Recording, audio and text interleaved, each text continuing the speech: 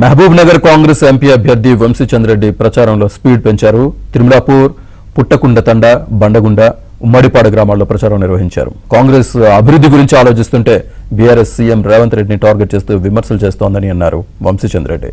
గత బీఆర్ఎస్ సర్కార్ పేదల కష్టాలను పట్టించుకోలేదన్నారు.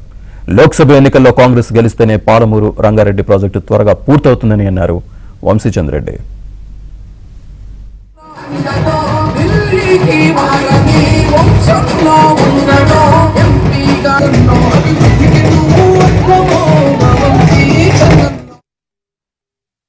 తిరుమలాపూర్ గ్రామం అంటే అంత నమ్మకము, అంత విశ్వాసము కాంగ్రెస్ పార్టీ ఎమ్మెల్యే పర్ణికమ్మ కానీ శివకుమార్ రెడ్డి గారి కానీ ఉన్నది.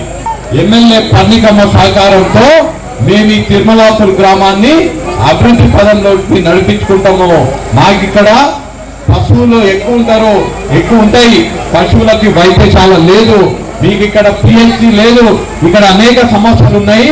మా సమస్యలన్నీ తీరాలంటే మేము కాంగ్రెస్ పార్టీకి అండగా ఉంటాము, చెయ్యి గుర్తుకి ఓటేస్తాము అని పార్టీ చెప్పాల్సినటువంటి బాధ్యత ప్రతి తిరుమలాపూర్ గ్రామస్తుల పైన ఉన్నదనే మాట తెలియజేస్తుంది.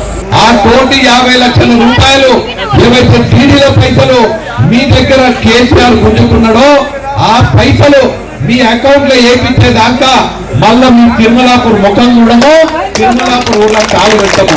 మీకు పైసలు ఇప్పించినాకనే మేము మళ్ళీ తిరుమలాపూర్ వస్తాము. ఆంజనేయ స్వామి గుడి దగ్గరకు వచ్చి కొబ్బరికాయ కొట్టి ఇగో మీకు 1,50,00,000 రూపాయలు వచ్చినాయి కదా, మేము వచ్చినాము ఆంజనేయ స్వామి దగ్గర కొబ్బరికాయ కొట్టమని చెప్తాము. అయితే